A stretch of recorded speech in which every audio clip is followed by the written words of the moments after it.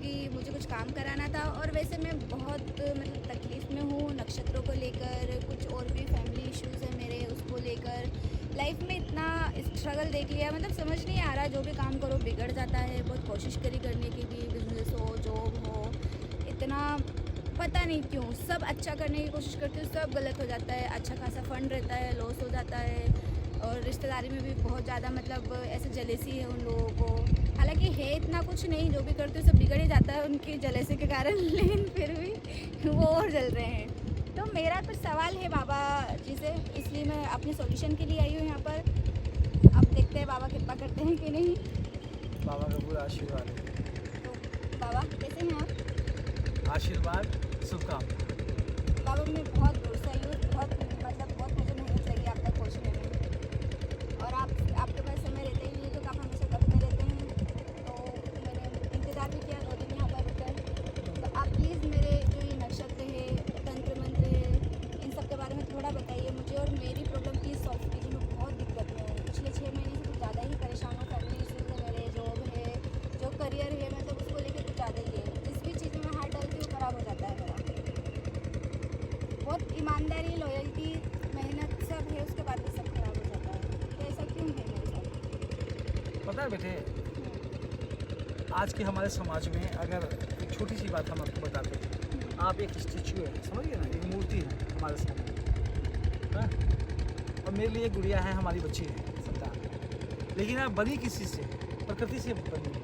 5 तत्व से है आपके पास, धरती, आकाश, जल, वायु, अग्नि। ये इन चीज़ों से एक इंसान तैयार हुआ है, समझ रहे हैं? तो आपने कभी ये चीज़ को सोचा है, जिस प्रकृति ने मुझे ऐसा ढांचा दिया, ना आप बचपन रोक पाई, ना युवावस्था रोक पाएंगी, और ना आप वृद्धावस्था रोक पाएंगी। अपनी आयु खुद नहीं रोक सकती हैं आप। ये प्रकृति डिसाइड करेगा आपको रोकना कहाँ है, चलना कहाँ है। हम मनुष्य को लोग कहते हैं कि ग्रहों की पूजा कर लो या किसी भी चीज़ की पूजा कर लो तो ग्रह शांत हो जाता है। लेकिन आपको मालूम नहीं है कि 9 ग्रह जो हैं हमारे मनुष्य शरीर के अंदर ही वास कर रहा है। बाबा उनका वो भी किसी ने बताया था ज्योतिषी वगैरह ने, तो वो भी करके देखे हैं मैंने, लेकिन पता नहीं शायद विधि विधान गलत होगा मेरा या नहीं देखिए, वो बात अलग होती है कि क्या किया क्या नहीं किया। हम नहीं देखने गए थे आपके पास, लेकिन हमने एक छोटी सवाल का जवाब दिया आपको कि जो ग्रह हैं वो हर मनुष्य के शरीर के अंदर है। हर मनुष्य के शरीर के अंदर है। जो जैसा मौका मिलता है वैसे छक्के चौके लगा देता है। अब आ गई तंत्र की बात। तंत्रों में भी हर कोई मानव कहता है कि हम तंत्र सीख लेंगे, 21 दिन की हम ये क्या कहते हैं उसको, विधि की साधना कर लेंगे, 41 दिन की साधना कर लेंगे, 90 दिन की साधना कर लेंगे, क्या कर लेंगे। और मुझे एक भी इंसान बताइए अब तक कि सही साधना, सही पूजा की गई हो कहीं भी। एक भी इंसान, कोई भी बाबा हो या कोई भी हो, कोई भी चीज़ सिद्ध किया हो और फिर मुझे बताया कि मैंने चीज़ को सिद्ध कर लिया गया। मंत्र पढ़ने से, तंत्र पढ़ने से कोई तांत्रिक नहीं बन जाता है। 4 अक्षर पढ़ने से कोई तांत्रिक नहीं बन जाता है। नकल करने से कोई तांत्रिक नहीं बन जाता है। उसके लिए विधि का, विधान का ज्ञान चाहिए आपको। परमात्मा का आशीर्वाद चाहिए उनको। आपके पास है वो आशीर्वाद? छल, कपट, पाप, काम, क्रोध, लोभ, मोह, मद, हर चीज़ से भरे पड़े हैं आप।